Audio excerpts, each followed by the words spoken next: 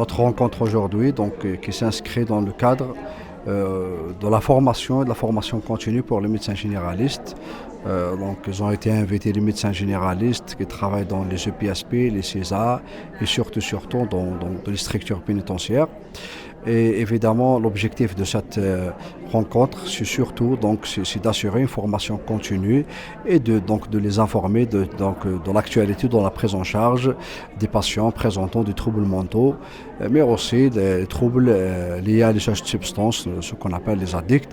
Donc vraiment, je pense que c'est une rencontre très intéressante qui permettra donc certainement d'améliorer la qualité de prise en charge des malades et surtout de faire la promotion de la santé mentale qui va être certainement très bénéfique pour les patients.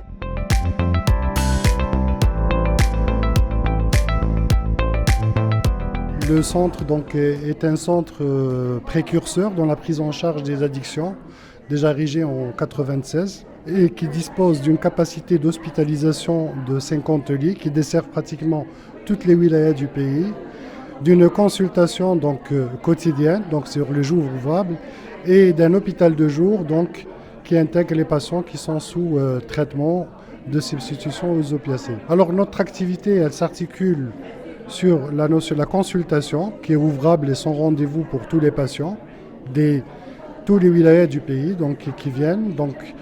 Et puis il y a ce qu'on appelle des consultations de préadmission avant l'hospitalisation qui consiste de faire tout un bilan du dépistage des substances consommées par le sujet, des maladies éventuellement contractées, un bilan de retentissement de la consommation. Et puis il y a l'admission pour une phase de sévrage, c'est une période qui dure de 2 à 3 semaines, hors terme duquel il y a une reprise du patient en consultation pour un soin régulier. Concernant la journée d'aujourd'hui, je suis très contente parce que c'est une journée de sensibilisation. Elle est très bénéfique pour les médecins généralistes concernant la prise en charge du cas psychiatrique ou bien de l'addict.